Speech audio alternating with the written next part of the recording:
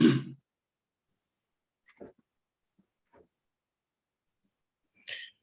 evening, family, and welcome to the conversation tonight. And I trust that everyone is okay.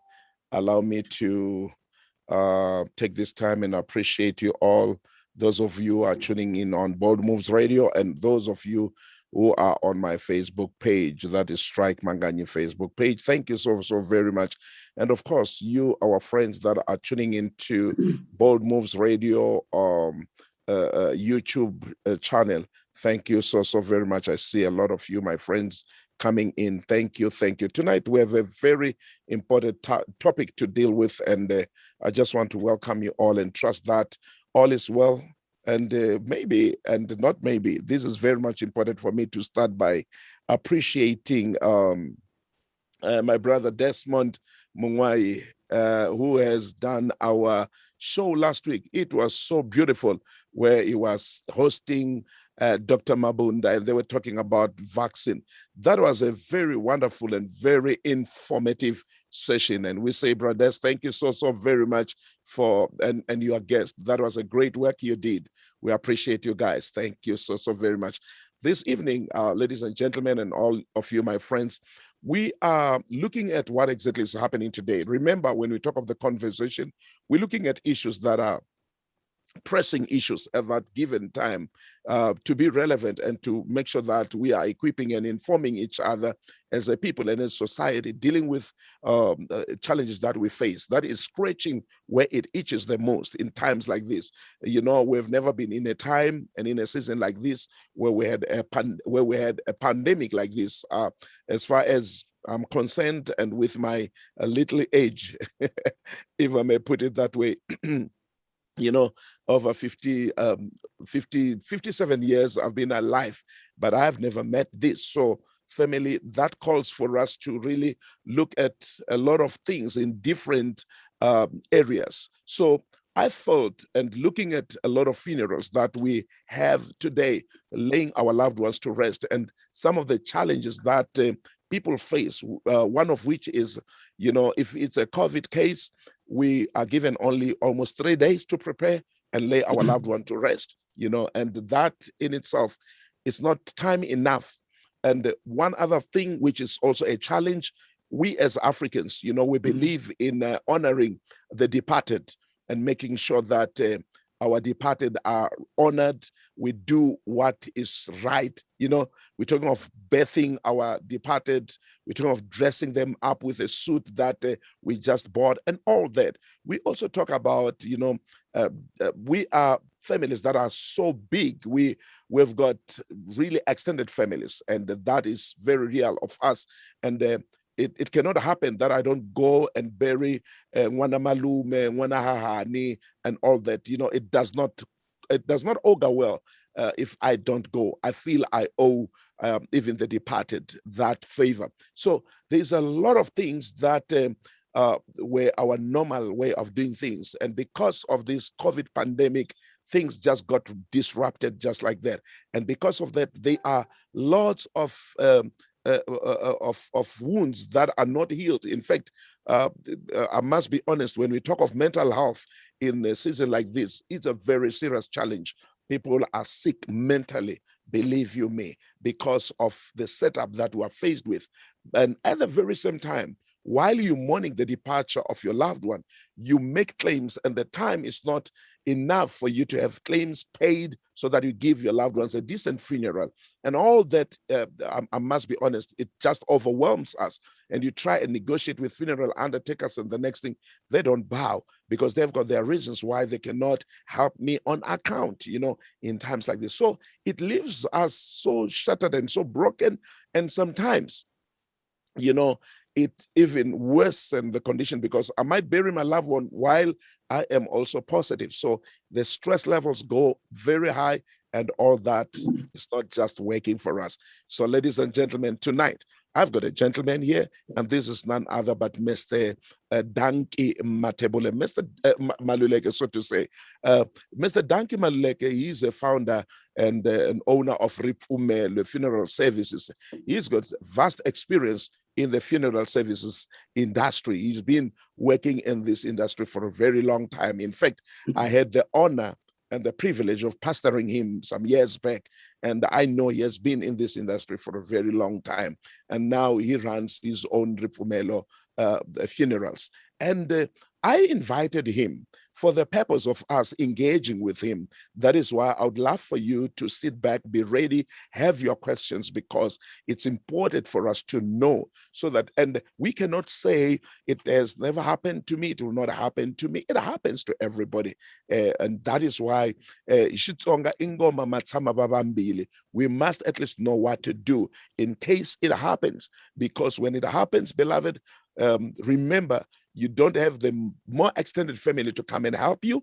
You have to brace yourself up. You have to work it out, and you have to, lay your departed with the dignity that you would love to and that they deserve. So that is why tonight, ladies and gentlemen, my dear brothers and sisters, I welcome you on Bold Moves Radio, YouTube channel of Bold Moves Radio, and also on Facebook Live. And we also on Zoom. So friends, thank you so very much. Those of you who have tuned in on Zoom, and those of you who are on radio, those of you who are on Facebook, we really appreciate it. I see a lot of my brothers and sisters already on Facebook. Thank you so very much. I acknowledge you, friends, and thank you so very much. Remember that you are free to make your comments, to make your questions, even when we continue on Facebook, because it is easy to do that. And also on chats, on those of you who are on Zoom, you can also throw in something on chats. And then, of course, family, I'll give you a time to engage with Mr. Dankie Maluleke as time continues.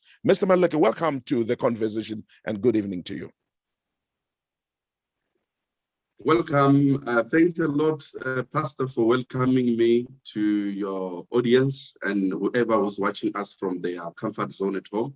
I believe let them tune in until to the end, because we're going to unpack a lot of things that can help them going forward in this matter.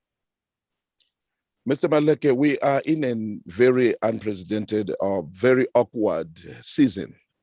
And you being at Tsonga, this goes to whether you are a vendor, whether you are a Pedi, whether you are a Tswana, a Xhosa. But as an African, we have got a way of honoring our departed. And this season is just thrown all that out of the window. I just want to hear from you, Mr. Maluleke. What has been the experience of this COVID-19 pandemic, more especially in the funeral services industry? Pastor, I think for the past, if I can say now, I think we're going for the second year, if not the half of the second year of this pandemic. It's been a very stressful moment, more special to us as a funeral parlors, because seeing our loved one passed away in that number, and it is very, very, very bad. But what we can say to our family, because most of our families feels like when things are happening like this, as funeral parlors, we're so happy because we're making money and all that. But the matter of the whole issue is when our loved ones are passing away, honestly speaking, it's very stressful to the business as well, because for us to bury them, it's cost. And if them are passing in numbers, we don't have people who will remain and pay premiums. So it's a very, very, very bad moment as well. So it's a very stressful moment. I believe each and everyone who's owning a parlor in this industry, they are feeling the pain that our families as well are feeling. You said something very much important because, some will ask, hey, tell me, if you are running a funeral parlor, what's your prayer as a Christian? Are you praying for people to die? And I remember answering just with the little knowledge that I had, that, what, in fact, funeral parlors, they make money when they have got members that are paying premiums and are not dying. So the longer you live, they benefit. But if you die, you're not really benefiting them that much. But if you could unpack that for us, just for us to understand, I know that is no big deal. That is your, behind the curtain type of a setup. But You said something which I feel you need to at least expatiate on that business booms not when people die, but it booms when people leave and pay premiums. Yes, I think to elaborate that, because I have to engage and find out why people have the perception of saying funeral parlors are making money when people die. I get to understand that way back, Pastor, before this pandemic and people dying in these numbers, you'll find that people way back, you find that the whole year in a village, you have only one funeral. And it's only one parlor that is controlling the whole place. So obviously, people were having a perception that these people will kill you so that they can have a funeral because it was very scarce. But now we are in the time where people are dying in numbers. You can see the statistics every day saying that COVID-19 has taken life of more than 500 people per day. So that tells it's a pandemic. So, but to elaborate on that one, how we make money when people pay premiums. Remember, this industry operates in a sense that when you join a funeral or a policy that is registered, when you pay your premiums, we take your money somewhere, and then when your loved one passed away, we go there to claim that money, and then we pay you and render the service. So I think that's where people don't understand that as a funeral undertaker or a parlor, we make money when you continue paying your premiums, because your premiums are the one that sustain the business. Yes. Mr. Maluleke, thank you very much for clarifying that. One other thing that is very true and very stressful in this season is that we lose our loved ones. We don't have all the time to prepare for the funeral. And one thing that is an experience, because, you know, it comes home, we had deaths in the family. The truth is that you don't even have enough time to claim the funeral covers to lay your loved one to rest, you know, because of that. How do we go about? How do you guys help us? Look, I know I have a funeral policy. Here is it. And it is going to pay out, but they have not paid out. Are you guys able to render me a service? Looking at the policy that I have, the claim that I've even submitted, and the payment that might happen in a day or 2 days later, and render me a service. Do you work like that? Is that possible? To clarify on that question is many people, when you join, especially let's talk about this pandemic, because I think that's where everything has shifted and changed in the way we used to do things. Because at later stage before the corona hit us, it will take time. That's why, more especially when people claim, more especially who pays other premiums for money, when they claim to get those monies, it will take at least, let's say, 3 days. But now with the pandemic, they're saying if anyone passed away, we don't have to waste more days, and we put the people in the mortuary and all that. So they have to make sure that they claim or they bury that particular disease within the specific days. So that put pressure to the family, especially with the families that are not yet having a funeral palace or funeral policies that can bury their loved ones, who depends on claiming money from life covers, who depend on claiming money from other institutions like banks. And then when they come to the funeral parlor, you find that they don't have a policy with a funeral parlor. Then that becomes a problem. More especially, you find that, Pastor, you find that someone passed away on Monday with a COVID. They have to be buried on Wednesday. And they don't have a funeral cover. They've called a particular funeral cover to come and bury their loved ones.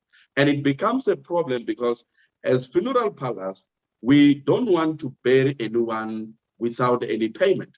So this evening, what I can advise our audience and people is that it's very, very, very important to have a funeral parlor or a funeral policy that when someone passes away, a funeral policy can handle it or render the service on your behalf while you are waiting for your claims.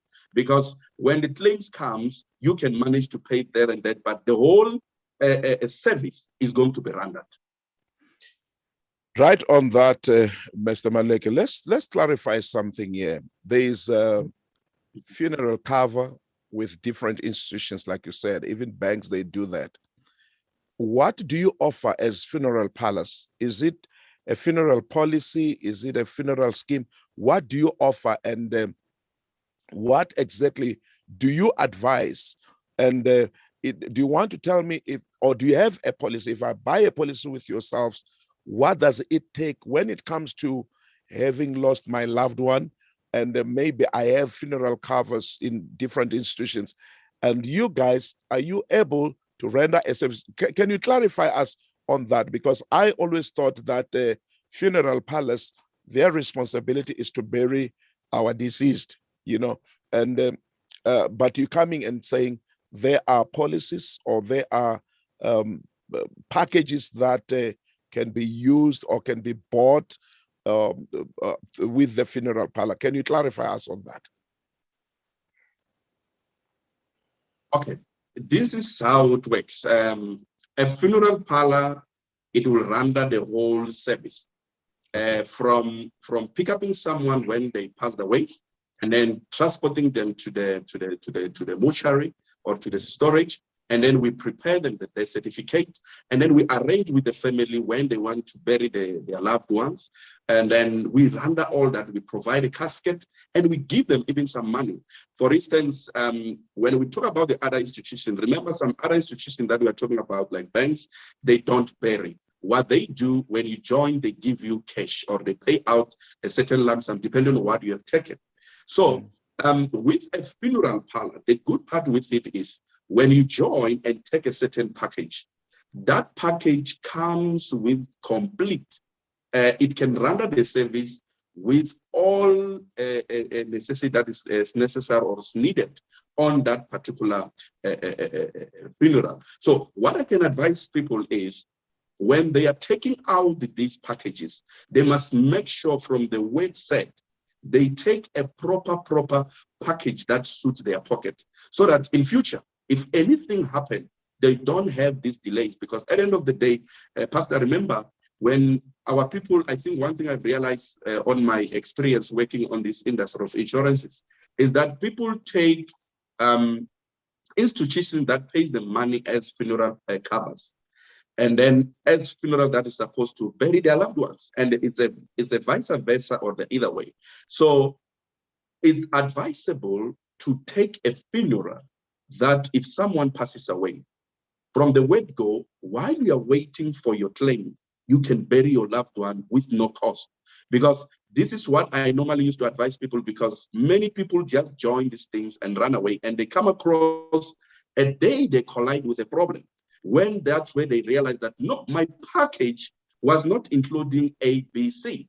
And that's when now they collide with a problem. You find, I can give an example. You, as I know you are a public figure, Pastor, and you have just taken a random policy from somewhere, you are paying only 100 rand, maybe for your parent.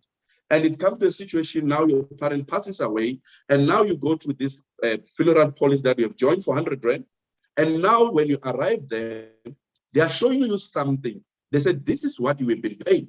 So since you are a public figure, or you say, no, I can't bury my loved ones with this particular package, then us as funeral undertakers will start showing you packages to say, look, if you need this package, this is how much we expect you to pay. And that now where problem comes in. People now goes and make a credit and say, look, I'm waiting for this lump sum, I'm waiting for this. And at the end of the day, we go and bury someone.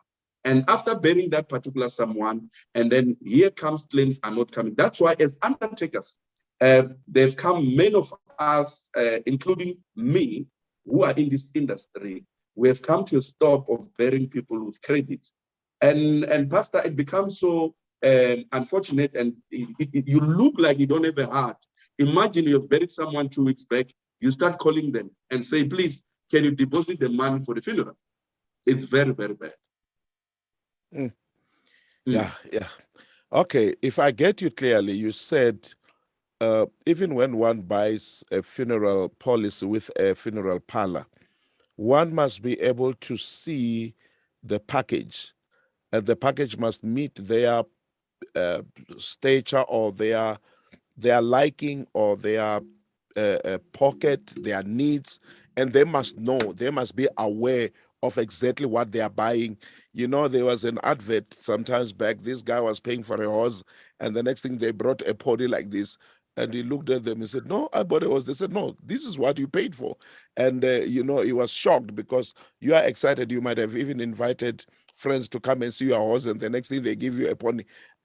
So is that what happens also with packages? But at the very same time, are you guys explaining clearly, or is just join, and one does not really understand and see exactly what they are buying and what is entailed in that particular package? What is my responsibility as a client when it comes to the nitty-gritties or the details of the package?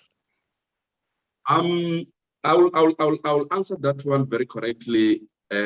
Not shooting on my foot, because I'm one of them operating like that. The question is direct to me to say, what are we telling to these clients? Because number one, what I can say, I think people, when it comes to funeral, they are very, very emotional. They don't want to get involved, or more especially on this thing. It's like buying a furniture. These people, when we buy furniture, we don't read those small clauses there. And then the time they want to repossess or take the furniture, I think that's when now we have a problem. And we didn't read the clause. I think what I normally used to advise people, because in policy we say, if you move from another policy to another policy, there's no waiting period. What is happening now is people must check what they're joining, and most especially, don't just join a policy and start paying without seeing what you are paying for. In my case now, I'll talk for our funerals for now, because if people join us, we give them policy books with the casket that we are going to bury their loved one, and we tell them, this is your package and this is your benefits, and whoever who's covered in the policy, this is what they are going to get. And when I do training to my agent, I tell them, you rather bring 5 clients the whole week than giving me 100 people who are confused, because at the end of the day, that is a problem. So our people that I can advise them, it's when you join policies, I know many companies don't explain this, because remember, when you are joining policy, you are come across with agents who work with commissions.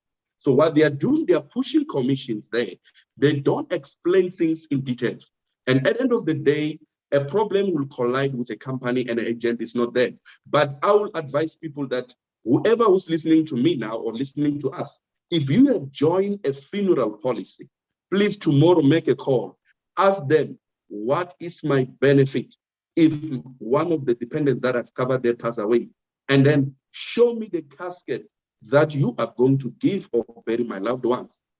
And then from there, that's where now you will have all the information with you. And when the time of death arrives, you go with the information that this is what you promised me, and then this is what you must deliver. But now, if you join a funeral policy and you don't have anything tangible with you, even if you come to our offices, we'll say, no, the person who makes you to join and say you'll get 20,000, that is not possible. You have joined and will bury a loved one with 1.5. And that's where everything gets wrong. So, but I would advise people that let's not just join funeral policies and we don't understand what is our benefit. And another thing that I want to advise people, Pastor, tonight is this is the biggest mistake our people are doing, most especially youth, because we are the one working in Johannesburg, working in different areas, and our mothers, our fathers, our grannies are the one paying this 150 or premiums at home. And when they pass away, we are the one who goes back home to bury them. When we arrive there, we go to the funeral parlor, they are telling us another story. Then we have to pay a lot of money. So I would advise them, go and get a policy that when anything happens, you know what you were paying for. Yeah, because I wanted to say there is this thing of top up. I wanted to understand, what is this top up? Was not the package that I was paying for? Was it not enough? Why do I have to do a top up? Is it from yourselves, or what is this top up issue? The top up issue is it's what we've been talking about earlier on when we started to say people buy packages that they are not aware of their benefits on that particular packages. For example, I can give an example, and it's very, very painful sometimes. You find that a granny who started paying a policy for the past 35 years, she was paying 150 or 100 rand. You times that money by 35 years, it's a lot of money. And look, with funeral parlor, irregardless of whether you've paid 50 years or you've paid 40 years, if a package gives you 1.5, we'll give you 1.5. So top up, it's where it comes in now. It's what I was saying that, Pastor, I, as Dankie Maluleke now, if whoever of my loved one pass away, and I find out that they were covered at a very low class package, that's when now top up comes in. People say, look, I don't need you to give me this particular coffin. I need to bury my loved one with this casket. You find that where they are sitting, the coffin worth 8,000 or the package, now they want to jump to a package that worth 100,000. So that's when now they do top up. But the bottom line is now, what were you paying for the past 40 years? Now, if you come and top up, I think that's where our people now must start learning this thing that I'd rather spend 1,000 every month if that's what I want. And if my father or whoever passed away or my parents, I know I'm burying them with a presidential worth of a dignified funeral. Because if you look even at us with our funerals, we accommodate people from 180 rand to 600. And our 600 rand premium is a dignified one. Is the one that we bury with a 20,000. We give you that presidential casket with no cost. So if that's what you want, then start paying that. Then at the end of the day, you're emotional and you lose a lot of money. Yeah. So the top-up issue, according to your advice, that will really knock us off, and it's not necessary because, like you give an example, if I was paying the premiums for the past 20, 30 years, and just to come and top up, it means I've thrown all that to waste because the package, it does not matter how long I've paid it. Even if I've paid it for a year, I'll still get that particular service. Even if I paid it for 20 years, I'll get, that's where you make your money, like you said. Because if I pay longer, then you score.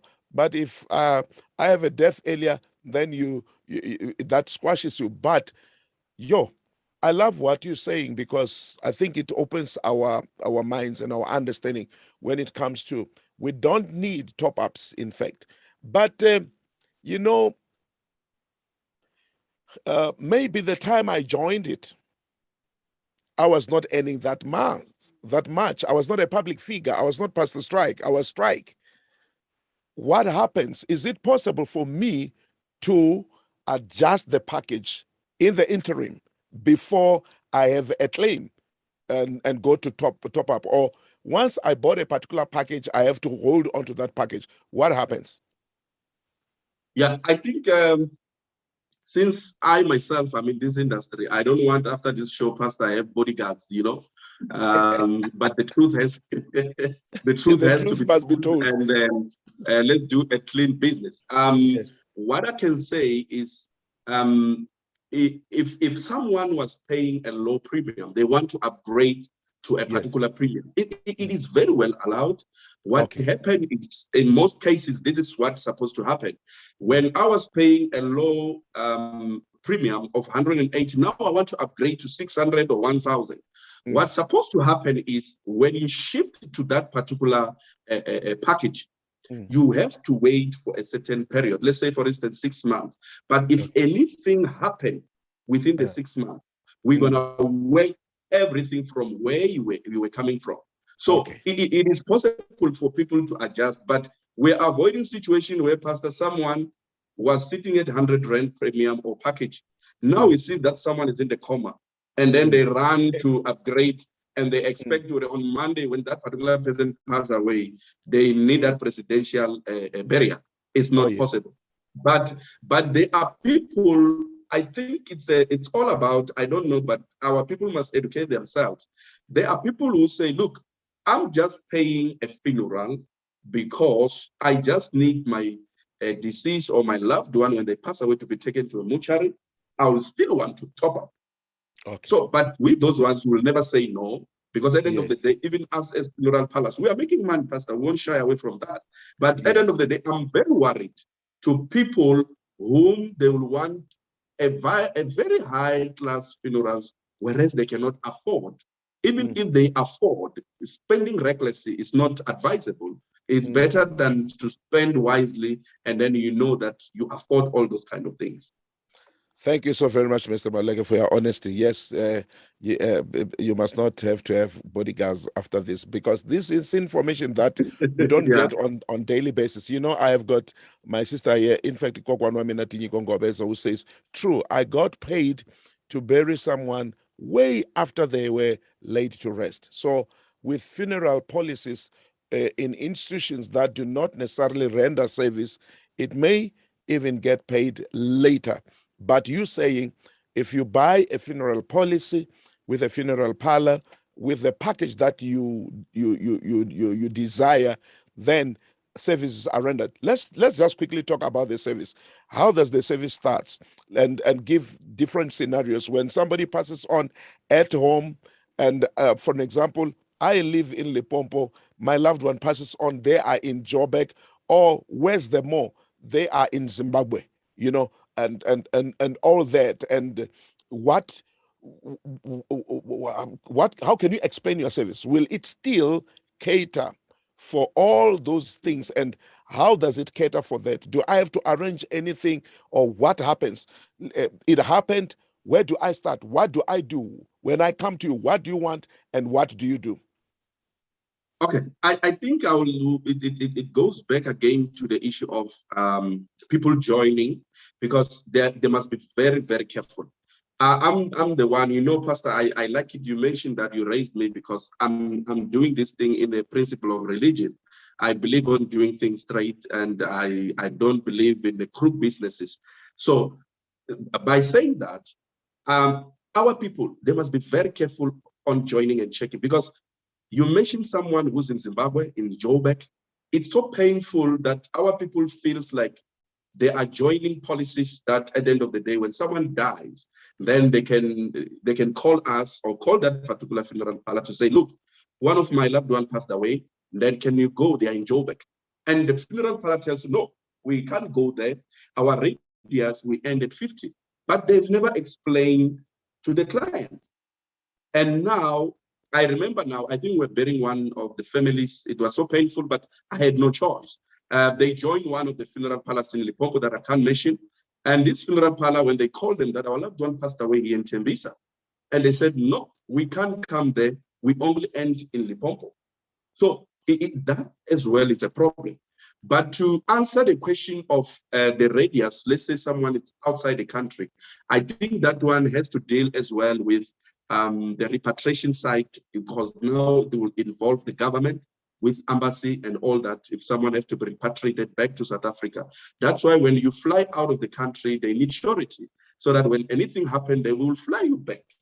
So, but that is not the responsibility of an undertaker to fly someone from America back to South Africa. But when they land in South Africa, it's a responsibility of that particular undertaker that they've joined to take that particular disease to their destiny. So what happened is when someone passed away, when they are in Joburg, if your cover is full, they have to pick up your loved one from wherever, and they transport your loved one to the destiny of the desired family.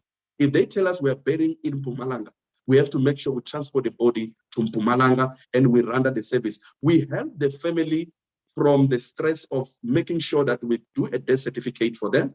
And then they come and choose they don't even come and choose, they get the package that they are burying their loved one with. We render the service from home, everything, and we make sure we communicate with the family. And if there's any changes, because remember, as the undertaker, what we have to do as a parlor is to follow the family. When the family says, this is how we want things to be done, then we do it in that way. I will add another thing, Pastor, on this one. I think it will help our people. Remember, the pandemic has made our culture to change altogether. You find that sometimes we pick up a body in Joburg. Someone was staying in Brett. They say we want to go and take I don't know how they call it in our tradition, but they say if that person was living there, we have to go and take Yes. Eh. And this particular person will go there and all those kind of things. So as undertakers, we have pleaded with families to say, look, we are in pandemic, those kind of things, it will never take place because it's a problem. But in short, to answer all those questions is to say, yes, as undertaker, we have to help the family from the way they call us at night, and then we go and pick up the deceased to the place where the family will direct us as a parlor, where they want to bury their loved ones.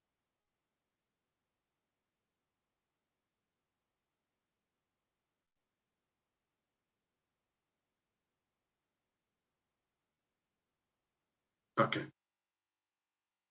Yes.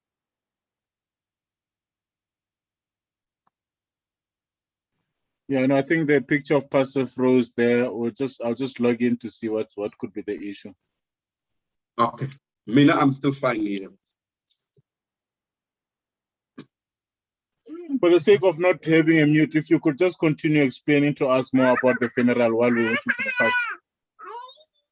Okay. Yeah, what I can still continue to explain is the issue of people, as I was indicating, that they have to make sure that they get their terms and conditions very well, so that in the case of any emergency, they don't have to go up and down, and then they don't know what to touch, what to do, and all those things.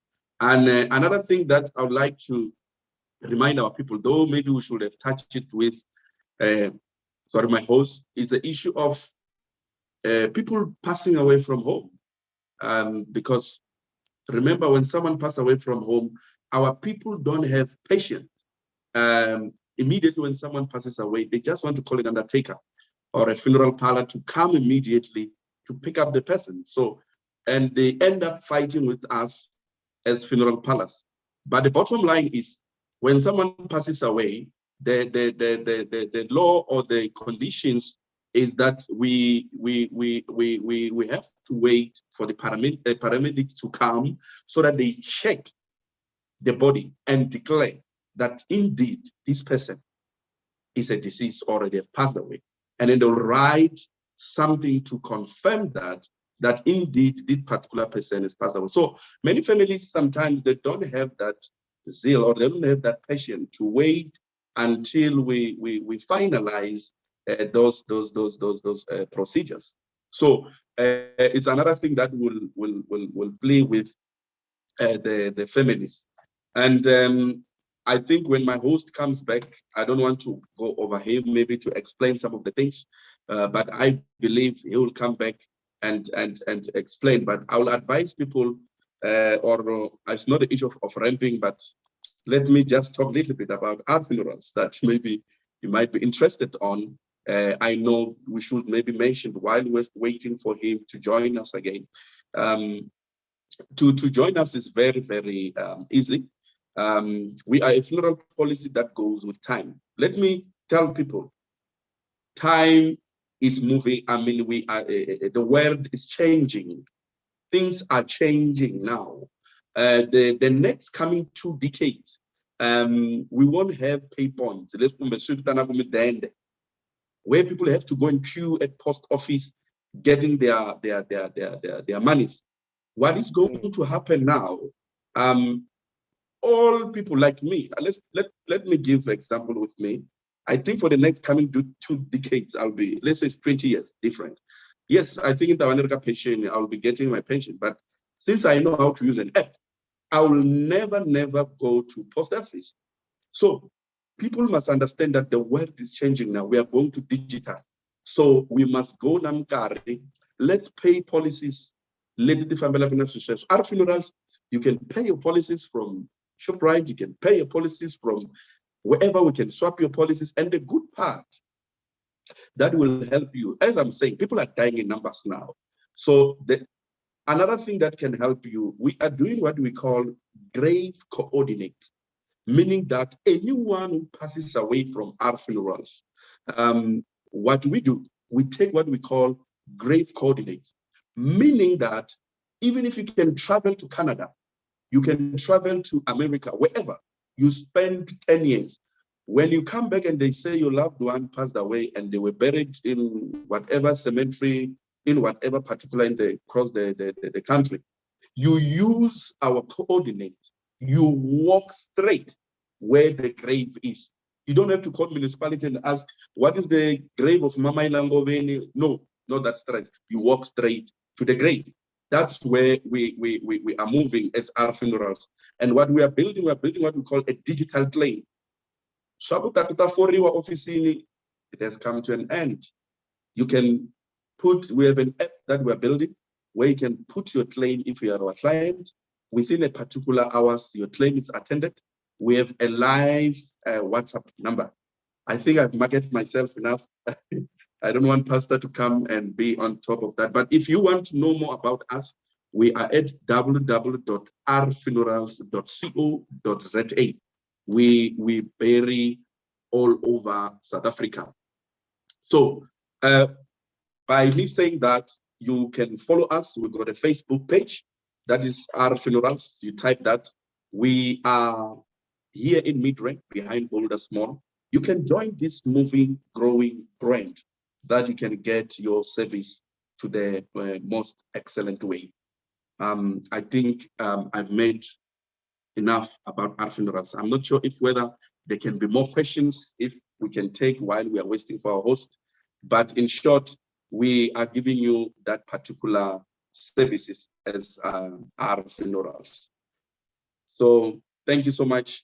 And hopefully our host is busy making sure that we are back online so we can finish up some of your questions. So yeah, Okay, thank you so much. all right. All Okay, right. I think I'm okay now, Mr. Maluleke. And I've heard you doing good marketing for yourself. No, you are welcome. After all, you are giving us valuable information. Brothers, Yes. please, you must be on your toes. I don't know how you kicked me out because I heard you say something and then you kicked me out, man.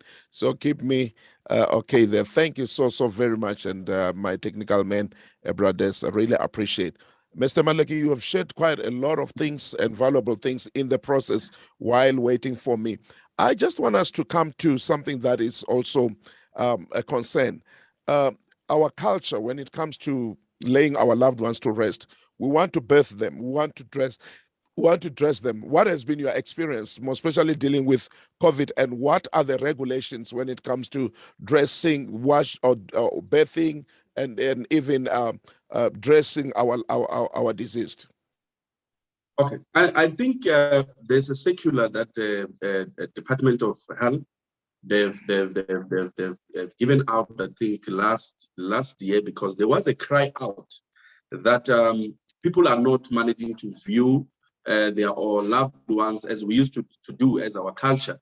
So and the regulations, it was clear on COVID that when someone passes away with COVID-19, they don't have to bath that person. We don't have to touch him. We don't have to do all these rituals. The only thing that we were given direction by the Department of Health was, as funeral undertakers or funeral parlors, what we must do, we must make sure that when someone passes away, we take them straight to the gravesite. Then we make sure that we bury them straight there. And then we come back home and rather the family can have a service or whatever celebration that they can do.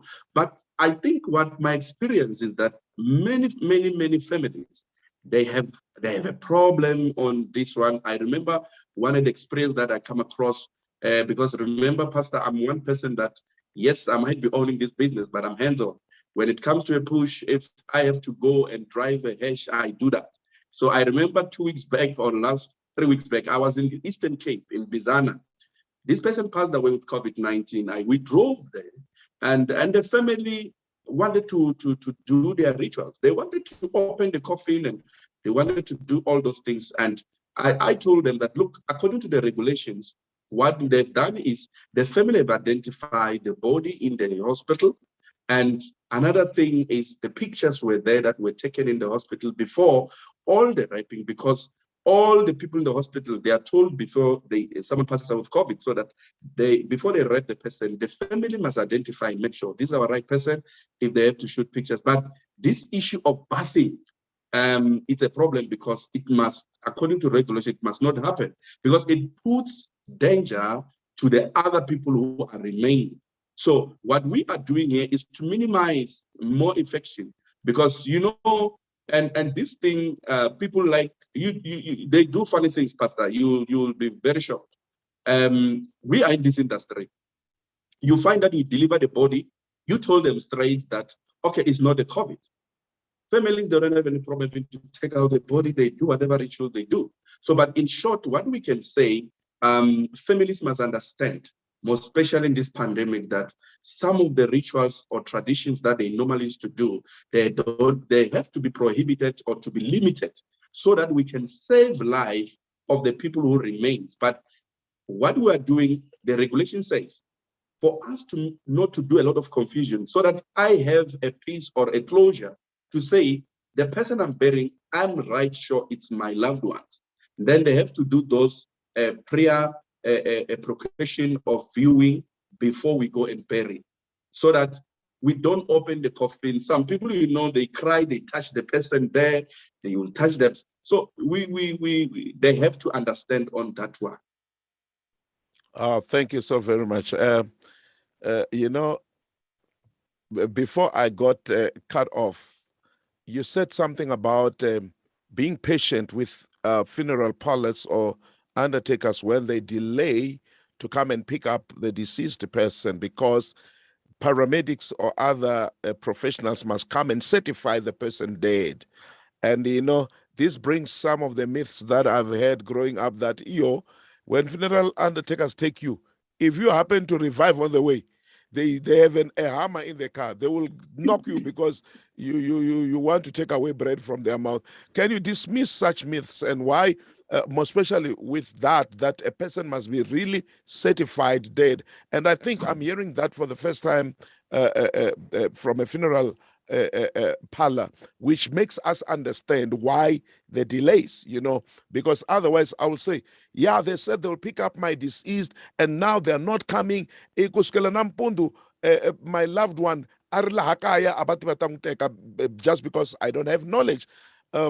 If you could maybe clarify that there is the importance of one being certified by a professional that this person truly, they have died.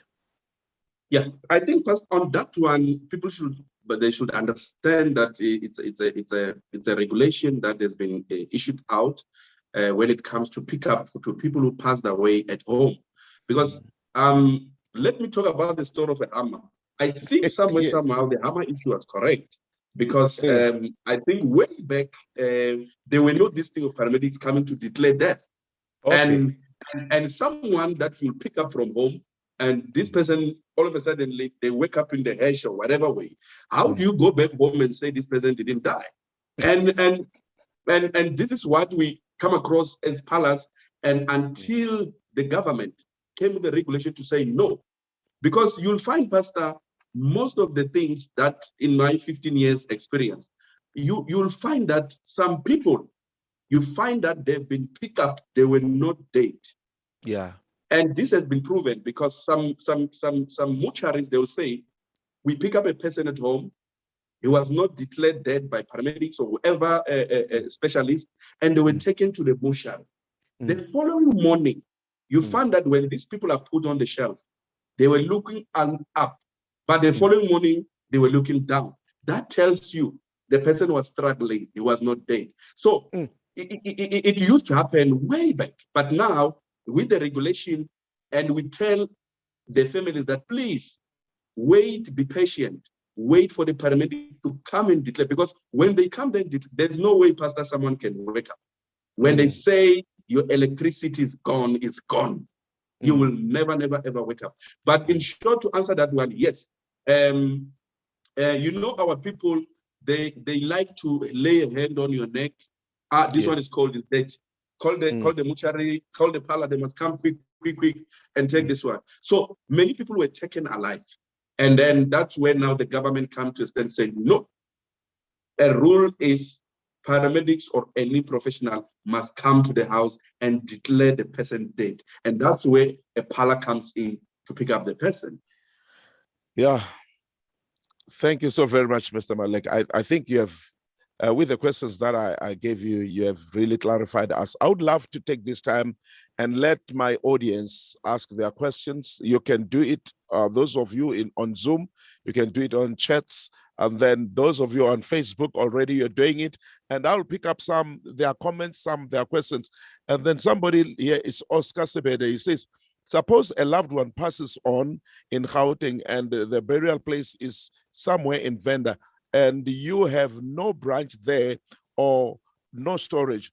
Do you then work with a local undertaker for storage, or it is strictly only at your storage facility, irrespective of how far it is or the resting place of the individual is? That is with the assumption of us being beyond COVID and the family wants to view the deceased before the burial. And I think he's saying this, like he says, beyond COVID. Mr. Maluleke, are you still here? Yes, yes, yes. Okay, I don't see you on my screen. I thought you did what I did. Okay. No, I'm still here. I've heard okay. the question very well. Okay. Yeah.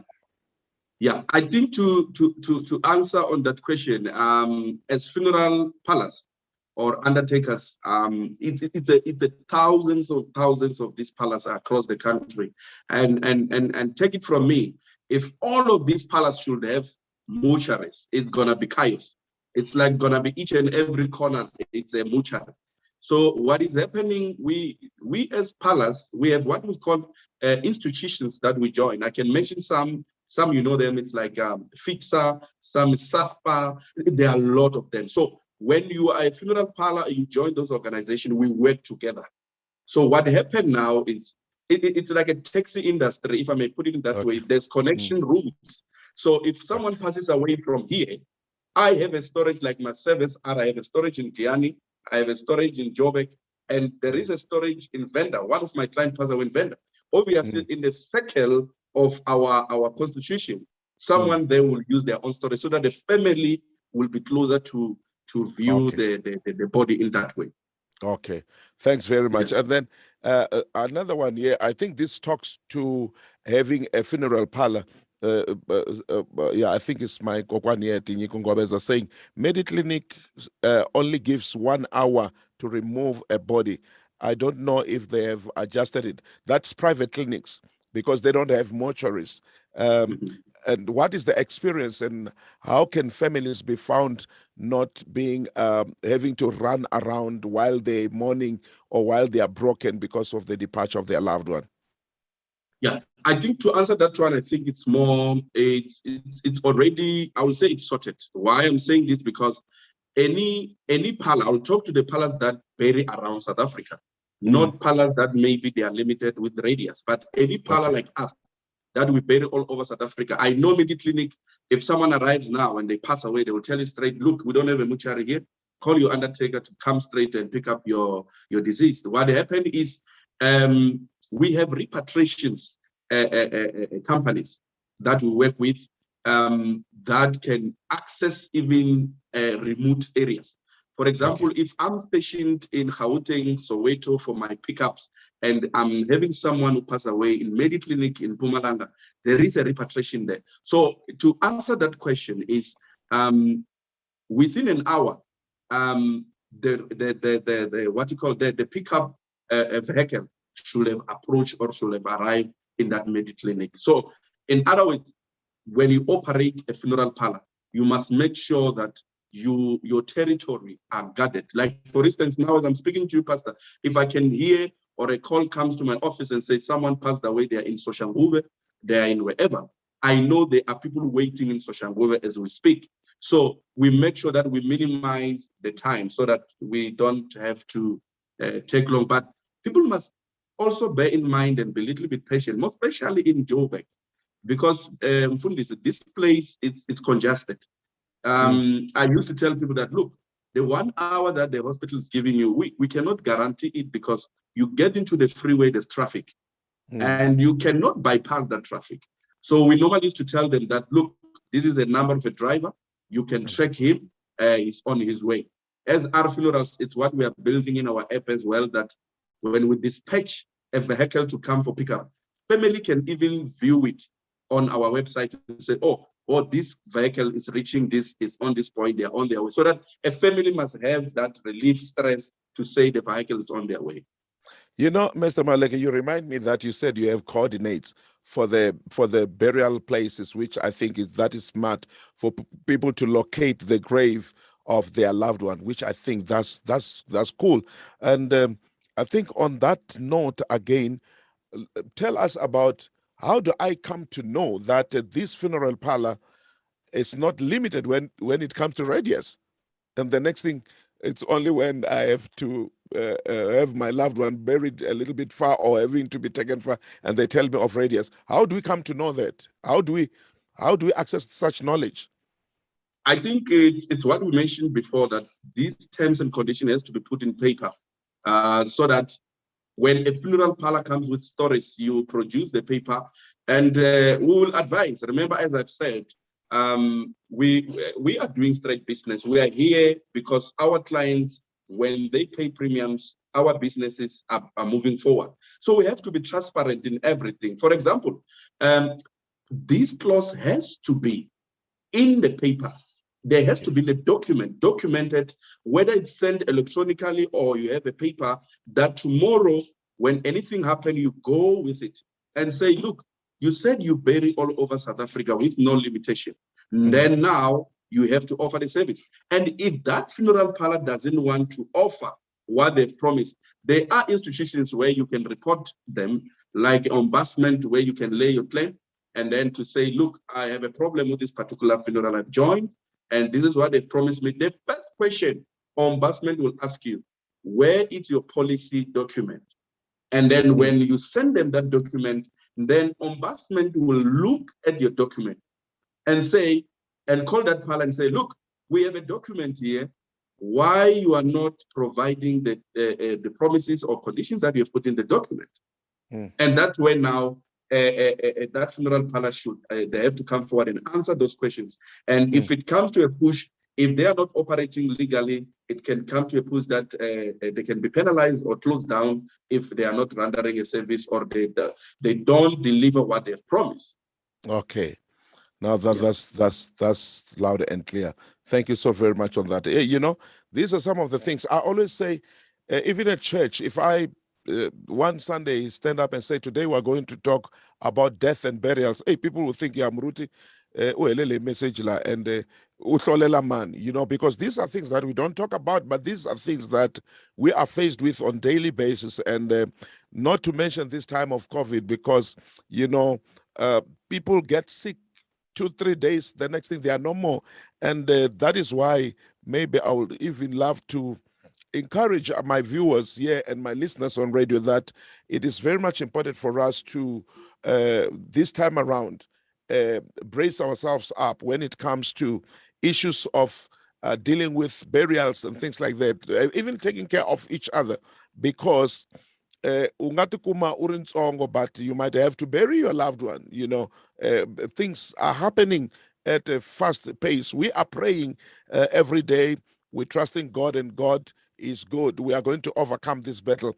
But in the meantime, while we're having all this, I think it's very much important for us to have knowledge and to be equipped properly. And I appreciate that, Mr. Maluleke, you marketed yourself. I don't have a problem with you marketing yourself, because one of the things that I desire is for people to have the right information, is for people to know what they are buying, is for people to understand the service that they are buying and the contract that they are entering in. Because it's so painful to me as a pastor when I have somebody to comfort. Now barila mufi, you know, then it becomes too much. But one other thing which I think somebody here wrote is the issue of, most especially we Africans today, but that one I think is topic for another day, and I would love for you to be available. That is how we we lay our loved ones to rest, you know, more especially when everything is okay. Yo, lahleli ku ri munhu loyi a nga lova a vekiwa ingaku hi lahlela ku ri mi swi vona ku ri a ku nga ri xinkosani a ku ri dinkosi and all those things. And I think life will never be the same after this pandemic, and I think we have to upgrade quite a lot of things. I just want to say to my viewers on Facebook and even those on this thing on Zoom, please, your questions. But one, Dr. Tembani Ngwenya says here, what happens to the beneficiaries when the main member or the premium payer dies? What happens to the beneficiaries? Do you have maybe an answer around that? Okay. I think on that one, it depending on the package that people are buying.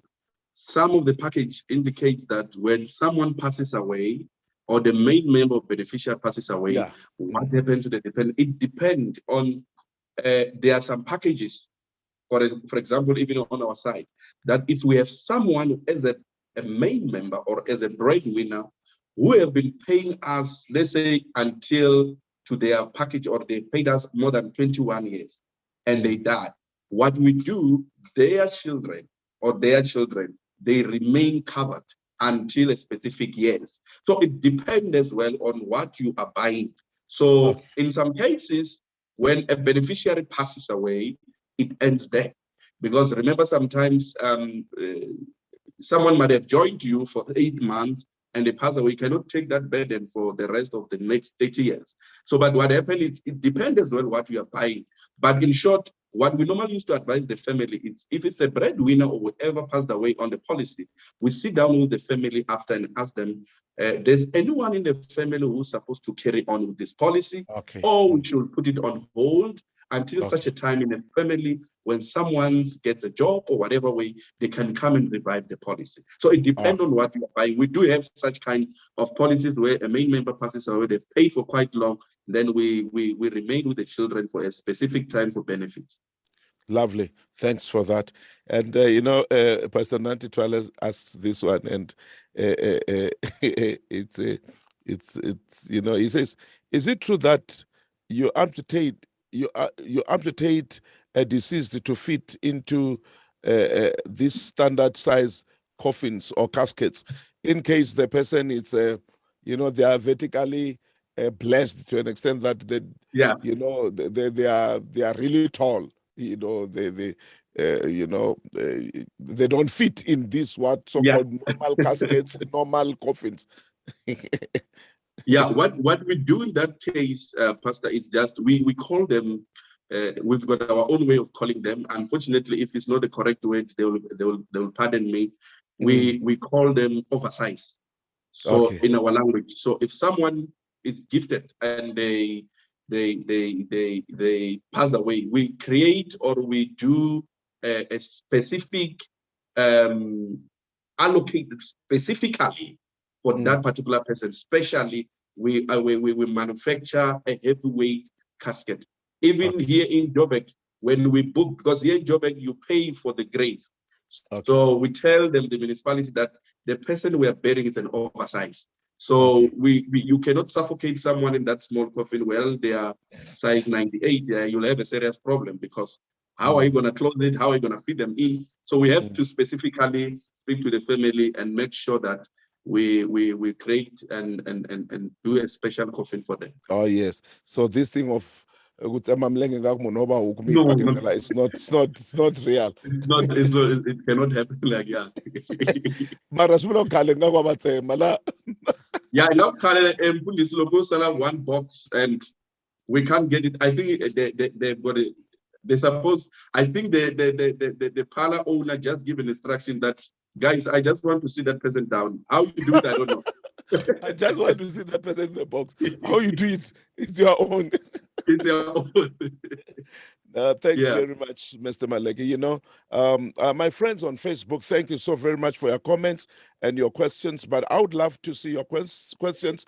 I see comments like somebody says, thanks for the information, which I think is very, very valuable. Of course, it's not every day where we talk about these things, but I feel, as Bold Moves Radio and as a pastor, I feel we have to know about all these things. We have to talk about all these things. And what I take home today is that, even with COVID pandemic, if I bought a particular service in a funeral parlor or a particular package in a funeral parlor, the advantage is that come the day, they will do me a service whether I have my other funeral cover claims done or not, because what I've been paying for will take me all the way. But very important to understand exactly what I'm buying, not a pony, but it must be a stallion that is of full stature.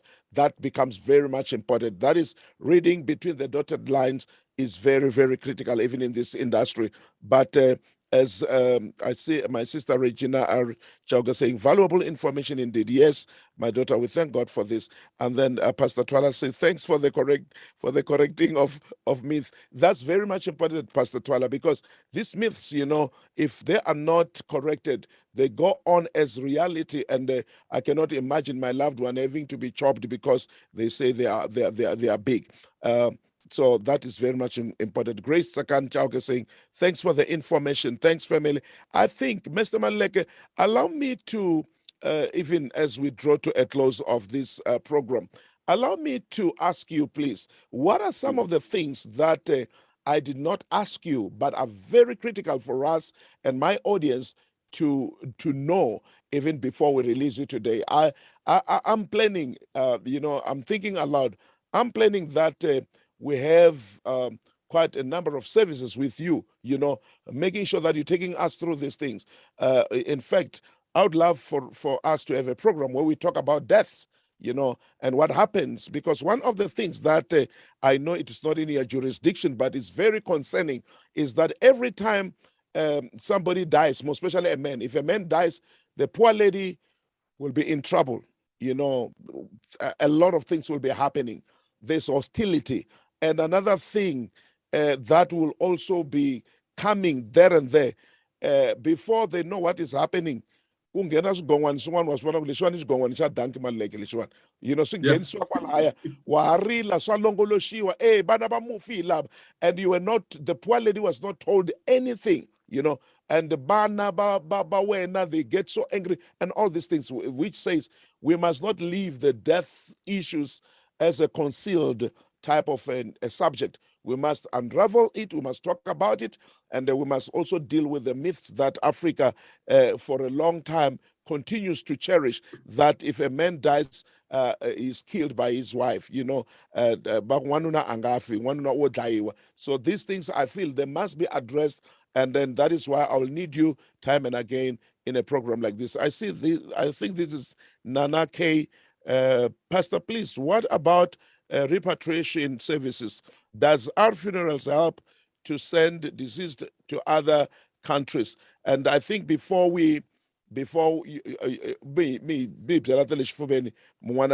repatriation services to other countries, like I said, somebody passes on in South Africa is to be taken to Zimbabwe or to Mozambique. Do you have those services? To answer that one, please, yes, we do have those services. We do repatriation, but the challenge part with our brothers from the neighboring countries is they will want to do a repatriation with someone who's in the country illegal, and that becomes a problem because when we have to do a proper documentation, we have to go through embassy, we have to go through Home Affairs, only to find that this person is in the country illegal. So it becomes a little bit a challenge. It has to involve police clearance, and all those things.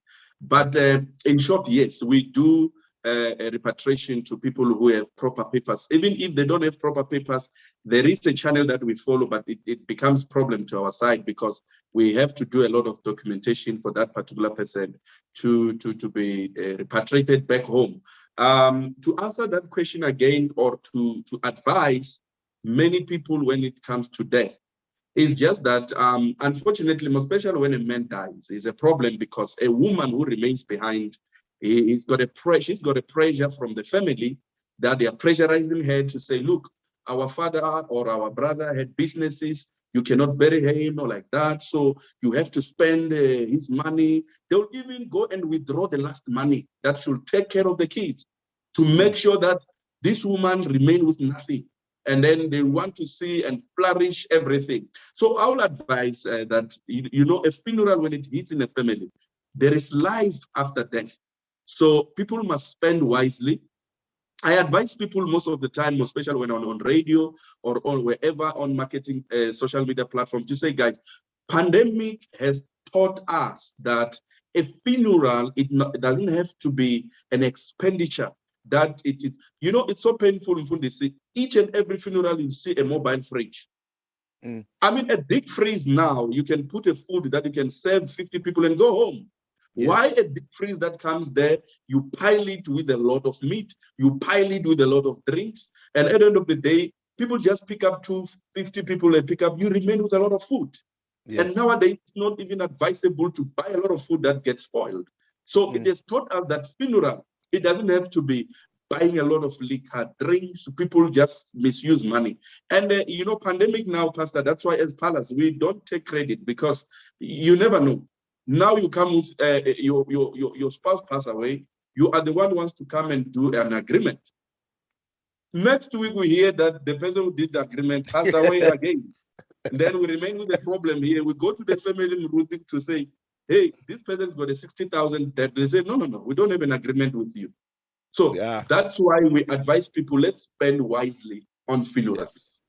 Very powerful. And then I see Mandroland Balo says, what happens if I am a beneficiary to more than one plan and I pass on? A beneficiary, eh? Okay. A beneficiary to more than one plan. And I think what she's trying to say. On. Oh, yes. I think what she's trying multiple claims, yes. Yeah, if I'm correct, she's trying to say what happened if, for example, I've joined our funerals, but I've taken 2 policies or 3 policies. What we do as our funerals, we call this over-insured. What we do, we don't have any problem for someone to be covered by 2 people, but a third person cannot come and cover that particular person. Because remember, in terms of claim, the other one can take the funeral, the other one can take the money, but the other one cannot come and take the casket again. We can't have 2 caskets. So we need only 2 claims. Okay. Thanks very much. That clarifies. And Pastor Jolene says here, thanks, Mr. Dankie, Maluleke, and Ripumelo Funerals. We are empowered. We remember you. We remember you the year 2000 and 2001 as MTW worship leader. And hey, that's very much important. And many more blessings. That's very much important for people to know that you are the, in fact, you are the founding worship leader of Mana Tabernacle. Yes, I used to hold keys for the church in the morning before 10. Yes. That's very powerful. That's very powerful. And then let me see if we still have other questions or comments. TD Maimela. We now know the discernment between what is right and almost right. That's very true. Now we know what is right and what is almost right. And then Nana K saying, thank you, sir, for the answer. Our funerals is the way. Oh yeah, no, you've got clients here. That's beautiful. And then let me see. Any other question, friends, before I let this man go, because this is very much important. Katakan Lekalela, my sister says, thanks so very much. It's so empowering. Thank you so very much. Thank you, family. And then I would love to close this broadcast, but before I do so, I said, Mr. Maluleke, you can tell us what we did not ask you. What we did not ask you, which you feel we must know, and also we don't mind you telling us where you are found. Okay, Nanake comes back and say, can our funerals give us a promotion for tonight's presentation, since most of us are misled and wants to join our funeral? Yeah, is there a promotion price? Thank you, Nana K. That's a good one. I love that one. Yeah. Can you tell us where you are found, and then how people can get hold of you? Even though from what you said, I realized that you are getting too much digital. I hope you are not going to bury our loved ones digitally. Yeah, I saw a question someone asked if we do live streaming. Yes, Okay. it's true. Yeah, we do that because we are minimizing the spread of the numbers. coronavirus by people interacting in numbers. So there's no need for people to travel from Limpopo or from Gauteng now, because Pastor, this thing it's very painful for someone who should have sit in a couch and watch a funeral from Joburg. This person has to drive to Limpopo in Venda. On their way back, they have an accident. Yes. Something that we should have minimized. They can send money via whatever platform to say, look, this is my 5,000. You can do whatever, but I'll be with you live. Yes. So yes, we do live streaming to avoid such kind of congestion. And then another thing, I know it's gonna be sounding very strange, but this is what I'll say. Anyone tonight, who's watching us from Pastor Strike Radio, and they will want to join our funerals. Instead of them waiting for 6 months, I'm cutting to 5 months. Wow. So if they start joining from today and they tell us that, no, we're watching from Pastor Strike Radio, I'm cutting 1 month. Instead of that particular 1 month, they only wait for 5 months and their benefits will be paid in fully.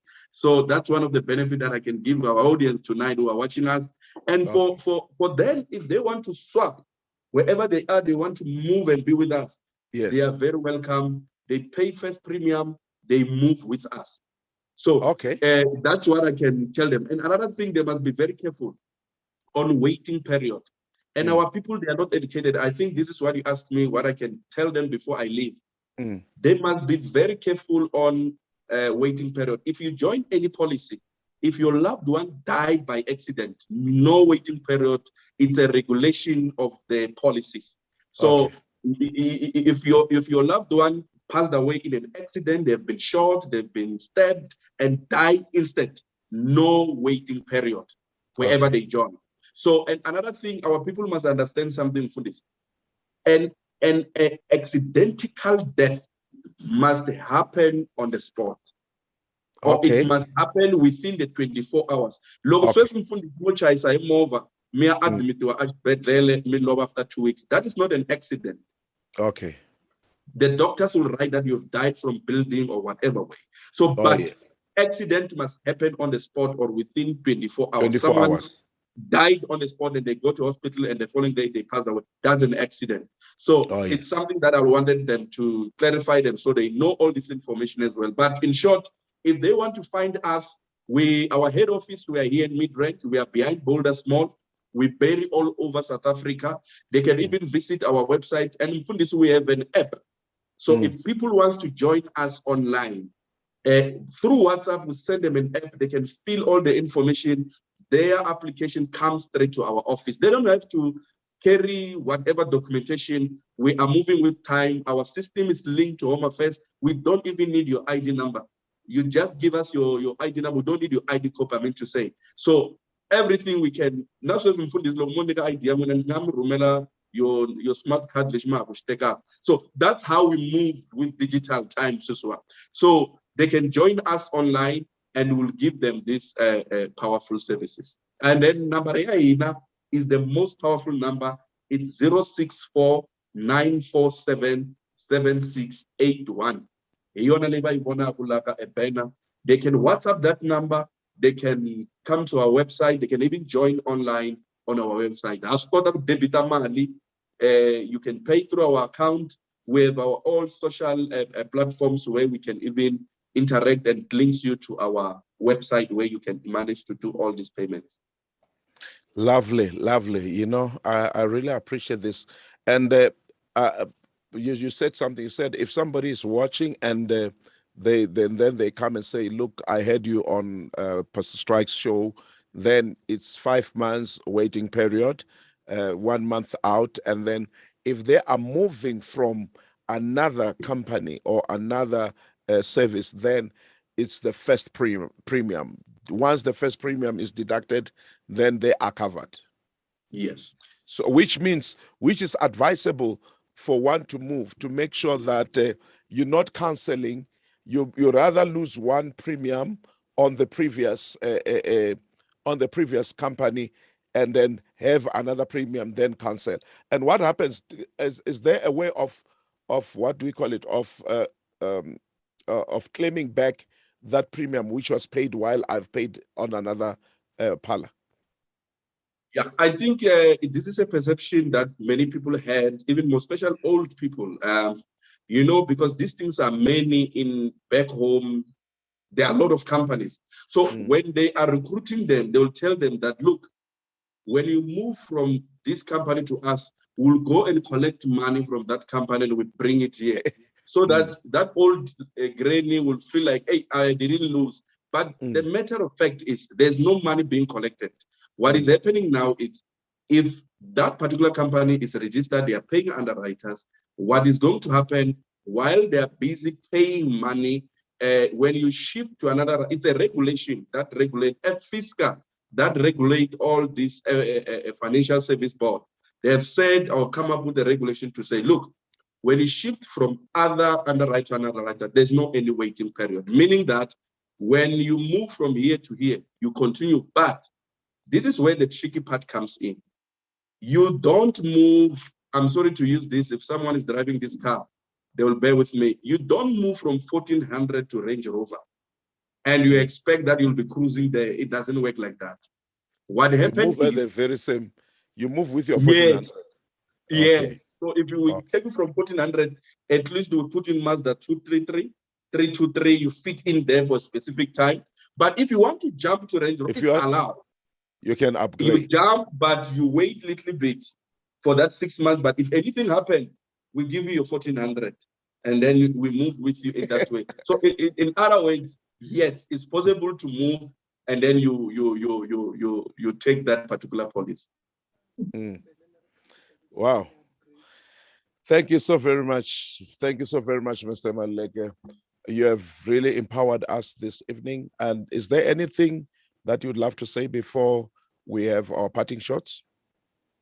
What I can advise, my last word is anyone who's watching us tonight and they don't have a funeral parlor, they just have these paying out cash policies from institutions like bank, they are doing what we call suicidal. Because most especially in this pandemic, they will collide with a serious problem. My advice to them, let them look for a parlor. It cannot be our funerals, but preferable tonight, let be our funerals.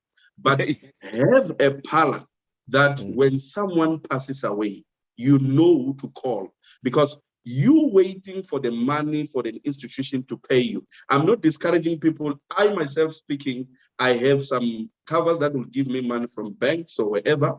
If anything happens, I'll take the money. But I have a funeral that I know I'll bury my loved one of my family with, that I'll never touch that money. So my advice to people is, those institutions, they help us to back up us that after funeral, there must be life after death. But that money is not money to come and top ups. It's money that you must see, you can take children, you can invest it in that way. So my advice to them is, don't sit and you don't have a funeral parlor. It's a suicidal. Thank you so very much. That's Dankie Maluleke of Our Funerals. Thank you so very much, Guyu Wamashakazi, Wamalenga, Wangunyule.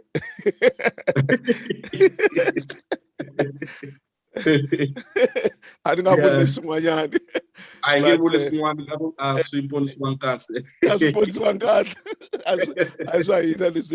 But Yeah. thank you so very much, Mr. Maluleke. Really appreciate. You have been so helpful tonight.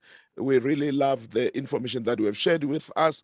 These are some of the things that maybe, not maybe, it's true. It's for the first time. Maybe I hosted a funeral parlor and then asked these questions. And I trust that my audiences have been really empowered. And my friends on Facebook, if you are empowered, thank you so very much. You may not need it today, but you might need it tomorrow.